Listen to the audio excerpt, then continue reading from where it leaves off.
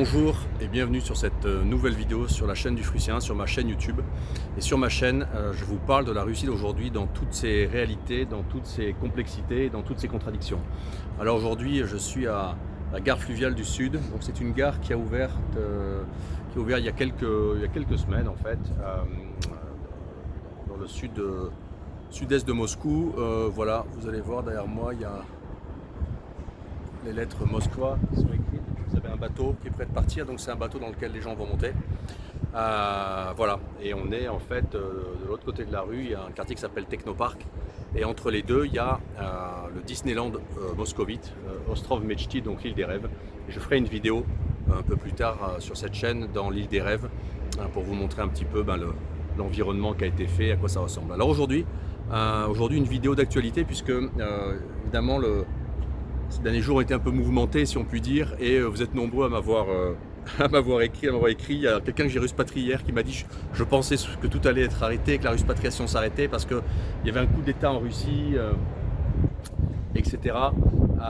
Et c'est vrai que j'ai été un peu atterré de voir les commentaires des uns et des autres, et le plus incroyable, c'est les chaînes françaises avec je sais pas, les best-of, c'est les généraux de plateau là, mais donc le tsar est nu, le pouvoir s'effondre. Poutine est fini, coup d'État en Russie, coup d'État en Russie, coup d'État en Russie. Je ne sais pas qui a vu un coup d'État, mais je vais en parler aujourd'hui. Je vais vous dire un petit peu ce que moi j'ai vu, ce que moi je sais et comment j'analyse après 48 heures les événements et de ce qui s'est passé avec donc le coup d'État de Prigojine contre Poutine. Alors tout d'abord, il faut replacer un peu le contexte. La première chose, c'est que Wagner, c'est quelque chose d'à part, c'est quelque chose qui est vraiment, c'est une armée à part, une armée privée en fait à part tout simplement, et qui a eu un rôle assez déterminant finalement sur la première année de conflit, puisque ils ont fait une grosse partie d'un boulot difficile, ils ont comblé à certains manques plausibles de l'armée russe. Alors, je ne suis pas spécialiste en armée donc je ne peux pas trop vous dire, mais bon, on a bien vu que c'est Wagner qui a avancé sur les 6 derniers mois au moment où l'armée russe était stabilisée. Sur les différents fronts qu'elle tient. Wagner a pris Soledar, Wagner a pris Bakhmout. Il y a eu une bataille hautement symbolique entre les pouvoirs ukrainiens soutenus par l'OTAN et Moscou sur la ville de Bakhmout, qui a été un point de friction, et c'est les Russes qui ont gagné grâce à Wagner. Donc on se rappelle des sorties de Prigojine incroyables, fantasques et vraiment pleines d'humour, et effectivement Wagner a joué un rôle considérable. Alors après, il y a évidemment un rapport de tension entre Wagner et le ministère des Armées, puisque finalement, cette année a été signée en fait une espèce d'ordre qui impose à tous les groupes de volontaires. Il y en a plein, hein. Il n'y a pas que Wagner qui est une armée privée, il y a énormément de groupes de volontaires de différents niveaux, de différents styles. Il y a des troupes qui sont dans le MVD, il y a des troupes qui sont des volontaires purs, il y a des troupes dans le Donbass, etc. Donc c'est très éclectique et disparate. Et donc effectivement, au 1er juillet de cette année, tous ces groupes de volontaires, tous les gens qui combattent en fait doivent signer un contrat avec le ministère des Armées et doivent intégrer l'armée russe afin effectivement de centraliser la ligne de commandement, possiblement. Voilà. Et effectivement, on peut penser que Prigojine ne le voulait pas, tout simplement. Et on sait qu'il y a un vrai conflit ouvert entre Prigojine et Sergei Shoigu et Valery Gerasimov, qui sont donc les deux personnes à la tête de l'armée russe, parce que Prigojine les a régulièrement insultés, parce que Prigojine dit que c'est pas assez bien organisé. Enfin bon, vous avez suivi tout ça, personne ne dit le contraire. Donc en gros, qu'est-ce qui s'est passé? Effectivement, il y a eu une espèce d'accident, à mon avis, involontaire, puisqu'on des hélicoptères et des avions de l'armée qui ont été descendus par Wagner, puisqu'ils accompagnaient une colonne Wagner et qui s'en sont éloignés, et que globalement Wagner a pensé qu'ils allaient se faire attaquer, et donc ils ont tiré préventivement. Donc il y a 2 hélicoptères qui sont tombés, il y a un avion aussi, etc. Et en fait c'était un accident, puisque c'était pas dans le potentiel plan, puisque on vient d'apprendre que Wagner Prigojine va dédommager les familles des victimes à hauteur de, je crois, près de $600 000, 700 000, donc en s'excusant parce que c'était pas du tout ce qui était prévu. Donc qu'est-ce qui s'est passé? En fait, je vais vous donner les théories qui me semblent à moi les plus justes. Alors déjà, il n'y a jamais eu de coup d'État et de projet de coup d'État parce que vous ne faites pas un coup d'État en Russie avec 10 000 hommes et 800 ou 900 véhicules de transport. Ça ne marche pas. Dans le sud du pays, en vous alignant sur une route en 4 colonnes différentes pour remonter sur Moscou. Ça ne marche pas comme ça un coup d'État. D'accord? Parce que si vous faites ça, arrivé à 100 bornes de Moscou, vous vous faites pilonner par l'aviation, par les avions de chasse, et vous vous faites réduire en cendres. Donc, et vous ne prenez pas Moscou. Hein. Si l'armée russe ne peut pas prendre Kiev avec 100 000 hommes, vous pensez bien que Wagner ne va pas prendre Moscou, qui fait 7 ou 8 fois la taille de Kiev, avec 5 000 hommes. Donc il n'y a pas eu de projet de coup d'État en fait. Il n'y a pas eu de projet de coup d'État. Ça n'existe pas. Il n'y a que la télé française qui a cru ça, parce que les journalistes français vivent dans un monde parallèle. Ce qui s'est passé, ce qu'il y a eu, c'est une action symbolique, de sortie de Prigojine et de Wagner je pense, du champ d'action en fait ukrainien. Pourquoi ça s'est fait comme ça? Réfléchissons. Si Prigojine avait dit ok, on se plie aux exigences du ministère de la Défense, on signe, moi-même je me mets sous les ordres de Shoigu, etc. On comprend bien qu'avec la relation qu'il y a actuellement avec ce qui se passe et avec le fait que Wagner s'est différencié de l'armée, on comprend bien que ça ne peut pas marcher. Ça n'aurait pas été un scénario viable. Et on imagine bien que Prigojine, vu la figure que c'est, vu l'importance du personnage, vu la très grande proximité qu'il a avec le président de la Fédération de Russie, on imagine très bien que ça ne peut pas marcher comme ça. Donc Poutine, encore une fois, est toujours dans son rôle qu'il a depuis des dizaines d'années, depuis qu'il a pris le pouvoir, en fait, c'est de compenser, d'équilibrer en fait des rapports de puissance et des rapports de groupe, équilibrer les clans. Et cet équilibrage-là, je pense qu'il n'a pas pu se faire de façon normale. Je ne pense pas que Poutine ait en projet réel de se séparer de la direction de l'armée russe. Il peut y avoir des remaniements, et ce sera aussi un indicateur d'ailleurs s'il y a des remaniements du fait que cette action a été provoquée pour obtenir ces remaniements, mais on verra. S'ils ont lieu, ça donnera du sens à cette théorie. S'ils n'ont pas lieu, ça veut dire que toutes les théories qui expliquaient que ça a été fait pour ça s'avèreront fausses. On peut imaginer qu'il y ait des remaniements, on peut imaginer que ça restera comme ça. Ce qui est sûr, c'est que Poutine reste très légaliste. Et que par conséquent, vu le pouvoir qu'il a, s'il avait voulu se séparer de Gerasimov et Shoigu, je pense que les remaniements auraient déjà eu lieu. Plausiblement, ce n'est pas dans les projets à court terme, on verra à moyen terme comment ça se passe. Il y a des bruits qui courent, qui disent que l'ancien garde du corps, Diomin, qui est gouverneur de la région de Toula, pourrait intégrer la direction de l'armée russe. Alors avec ou en remplaçant quelqu'un, je ne sais pas, on verra, mais ça reste des bruits. Ce qui est sûr, c'est que la sortie de Prigojine, elle ne pouvait pas se faire en soumission à l'armée russe, de son point de vue. Et je répète, c'est quelqu'un qui a tout eu par Poutine et qui est très proche de Poutine. Elle ne pouvait pas se faire de cette façon, et elle ne pouvait pas se faire non plus en mode je raccroche, je ne veux plus faire la guerre. Donc évidemment, l'action coup de poing, l'action coup de force qu'il a fait, avec enrobé d'un narratif de communication très fort, l'action coup de poing, en fait, elle magnifie en quelque sorte la potentielle fin de Wagner. Parce que ça restera les insoumis, ça restera Prigojine a fait ce qu'il veut, Prigojine est allé jusqu'au bout, et en fait, elle est jusqu'au bout. Oui, on sait maintenant qu'il va se faire exiler en Biélorussie.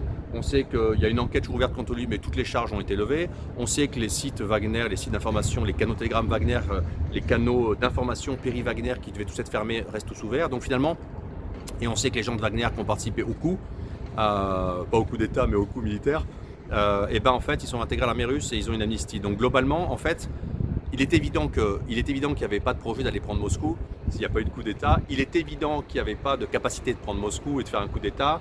Et si vous voulez, il est évident que tout ça a sans doute été plus ou moins, je dis bien plus ou moins, et je ne sais pas à quel niveau, mais plus ou moins coordonné et organisé. Parce qu'évidemment, il est évident que quand on annonce qu'on va faire quelque chose et qu'on reçoit juste un appel de Loukachenko en 10 minutes et tout est réglé, il y a une solution qui arrange tout le monde, c'est évidemment que ça a été coordonné. Alors ça a été coordonné de façon un peu brouillonne et à la russe, parce qu'évidemment il y a eu des dégâts, il y a eu des morts. Encore une fois, à mon avis, ce n'était pas le plan. Mais globalement, les images qu'on a vues à Rostov, c'est quoi? C'est que les troupes Wagner étaient bien accueillies dans la rue, qu'il y avait des officiels de l'armée russe qui étaient là, notamment l'ancien président d'Ingouchi qui était là, qui avait fait le coup de force pour les troupes russes au Kosovo en 99. Donc il y avait des officiels qui étaient là, qui parlaient à Prigojine, tout s'est bien passé, etc. Donc tout ça n'était pas du tout comme on vous l'a présenté à la télé française, en mode ça y est, Wagner détruit l'armée russe, Wagner a fait un coup d'État. C'est pas ça qui s'est passé, les journalistes français sont complètement fous. Et c'était marrant d'imaginer qu'en fait, ils puissent croire à ça en fait, c'est fou. Et en fait, c'est vraiment des réactions à la chaude, à l'émotionnel. Ils sont complètement comme leurs hommes politiques, c'est-à-dire qu'ils voient un truc, tout de suite ils se lancent et ils sortent une théorie qui tient un peu à la route, le tsar est nu, machin. C'est l'inverse qui s'est passé. C'est l'inverse qui s'est passé, je vais revenir là-dessus. Donc en fait, pour terminer sur Prigojine, bah oui, il y a une sortie magnifiée historique de Wagner, qui va sans doute sortir du théâtre ukrainien en tant qu'indépendant, mais peut-être continuer à travailler, et à mon avis va continuer à travailler en Afrique pour les intérêts du gouvernement russe et du pouvoir russe. Donc, mais voilà, ça c'est fait. L'État russe, l'État puissance russe a réussi son coup de force, on va dire, à soumettre Wagner et à l'intégrer de facto dans l'armée russe. Donc l'État a gagné. Et pour Prigojine, de son côté, il y a eu un coup de force historique, il y a eu une action choc inattendue, une espèce d'asymétrie militaire, de dire on intervient sur le théâtre d'opération russe, sans qu'il y ait de dégâts en Russie, mais on montre un désaccord d'hommes virils sauvages. Et pour Prigojine, eh ben, on ne sait pas le destin. Rentrer dans le rang, être arrêté à terme, ou réapparaître comme un joker dans 6 mois, 1 an, 5 ans, on ne sait pas. Donc aujourd'hui, toutes les parties ont gagné. Et la partie qui a le plus gagné, c'est le Kremlin. Parce que avec tout ce qui s'est passé, il y a des gens qui ont fui. Des gens même de l'appareil administratif, de l'appareil péri-État, etc. Donc de facto, en fait, et c'est vraiment moi ce que je commence à croire, c'est que ce stress test grandeur nature qui a plausiblement été accompagné ou co-créé, en fait, il a été extraordinaire pour les élites russes. Parce que le Kremlin, l'appareil central, a pu tester à tous les niveaux les sujets, à tout niveau de sujets, les régionaux, les locaux, les maires, l'appareil central, le parti politique, l'opposition. On a pu tester qui se met de quel côté, qui dit quoi, qui est fidèle, qui est moins fidèle, qui est loyal, qui est moins loyal, qui est parti, il ne reviendra pas, qui a eu peur. Donc il y a eu un stress test. Et en fait, ça a impliqué, en deçà de ce qu'on peut voir, ça a impliqué tous les clans. Parce que c'est une affaire de clans autour. Et donc, il y a des clans qui ont bien réagi et des clans qui ont mal réagi. Il y a des clans qui vont être affaiblis et des clans qui vont être renforcés. Voilà, on a vu l'excellente gestion Sobyanin, encore une fois, chaque fois qu'il y a un problème. Moscou, banlieue de Moscou, tout ça, ça a été parfaitement traité, tout là, bien géré. Donc, on a vu, voilà, pour la première fois depuis le début du conflit, tout le niveau, tous les étages de l'appareil de gouvernance russe ont été soumis à un immense stress test nature, pas prévu, pas attendu. Et donc, pour le pouvoir central et pour le Kremlin, c'est absolument démentiel ce qui s'est passé, parce que c'est un vrai test en grandeur nature. Et puis aussi, il faut comprendre qu'avec la peur, les choses apparaissent de façon plus transparente. Et donc on a vu que par exemple tous les leaders d'opposition sont ralliés à Poutine. En fait tout le monde a pris position pour le Kremlin et personne pour Prigojine. Donc en fait ça a permis aussi de rallier en fait l'opposition, de la recentraliser. Ça a permis de voir la presse d'opposition avoir la trouille et se mettre à soutenir le Kremlin. Les libéraux terrorisés par Prigojine, il y a de quoi. Donc à ce tir-là on soutient Poutine. Donc en fait Poutine a mis à l'amende tout le monde. C'est-à-dire qu'en fait il a totalement neutralisé, endormi l'opposition qu'il a à sa gauche et l'opposition libérale et l'opposition critique à l'opération spéciale. Elle est tétanisée, elle est euthanasiée et maintenant elle va être soumise. Et en même temps, il a décapité à droite les turbopatriotes dans un sens et les gens qui critiquaient en fait la gestion et la gouvernance qui accompagne en fait l'opération spéciale militaire russe en Ukraine.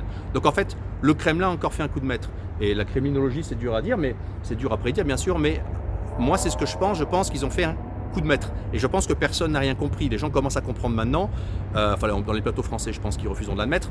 Mais voilà, on est en fait là actuellement, à mon avis, sur un coup de force du Kremlin. Je ne dis pas que tout était préparé. Peut-être qu'ils ont été pris de court. Peut-être que Prigojine a impulsé seul. Peut-être qu'on lui a fait impulser à certains niveaux et que tous les autres niveaux de gouvernance n'étaient pas prévenus. C'est possible. En tout cas, il y a plausiblement des structures de quelque part qui l'ont accompagné, je pense du côté russe, et qui ont fait créer ce stress test pour voir comment tout ça réagissait. Voilà, c'est ce que je pense. Et puis aussi, il faut voir une chose, c'est que dans l'absolu, il semblerait quand même que pour l'instant, la contre-offensive ukrainienne rame. Ça avance mais lentement et avec des pertes massives. Et par conséquent, l'armée russe semble beaucoup mieux maintenant, en meilleur état. Donc elle semble plus apte à se battre. Elle a appris. On voit les Ukrainiens dans la presse américaine qui expliquent que les Russes sont devenus bons, qu'ils utilisent mieux les drones, que c'est imperçable, que l'artillerie est super précise. Donc, plausiblement, l'armée russe, dans son ensemble, a moins besoin de bataillons périphériques hors contrôle de qualité parce que son niveau, elle, est monté. Elle a plutôt intérêt à intégrer, avaler et absorber le savoir-faire de ces bataillons, mais dans une espèce de cohérence, je pense, de gestion du conflit plus unifiée, plus centralisée. Voilà. Donc, pour résumer, tout va bien, la ruspatriation, ça continue, il faut venir à Moscou, hein. Vous avez vu derrière moi les immeubles, et puis voilà, là on voit voilà, ça c'est la gare fluviale, la gare derrière moi, voilà, la toute nouvelle. La ruspatriation, donc ça continue, le Kremlin est sorti renforcé, et le pouvoir central est sorti renforcé, et moi je pense qu'ils ont sorti, ils ont trouvé à Prigojine une porte de sortie honorable, mythique, à son image en fait. Voilà, et l'avenir dira ce qu'il en est. Mais voilà, ce qu'on a pu voir, c'est que tout le monde s'est rallié derrière Poutine, et donc je pense que c'est ça qui s'est passé. Voilà. Pour résumer, penser que Prigojine va renverser Poutine, c'est un peu comme imaginer en France que Hanouna va aller renverser Bolloré. J'ai lu ça sur internet, sur Twitter. Franchement, je trouve que c'est exactement ça. Ça traduit une totale mécompréhension des rapports de force. Voilà. Et n'oubliez pas que Prigojine, c'est grâce à Poutine. Donc tout ça est beaucoup plus coordonné, tout ça est beaucoup plus en mode féodal, clanique et à l'autorité, que vous ne le comprenez, que vos médias en France ne vous l'expliquent parce qu'ils n'y comprennent pas grand-chose. Et c'est ça qui s'est passé. Voilà. Donc je termine là-dessus sur ce sujet. Partagez cette vidéo, abonnez-vous à ma chaîne YouTube, suivez-moi sur les réseaux sociaux, sur Telegram, sur Twitter, on parle de tout ça. Sur Telegram, on parle beaucoup de la vie en Russie. Venez visiter la Russie, venez voir la Russie après le coup d'État. Reste sans doute toujours et pareil un super pays. Moscou est la meilleure ville du monde. Et moi, je vous dis à très bientôt pour une nouvelle vidéo sur cette chaîne YouTube.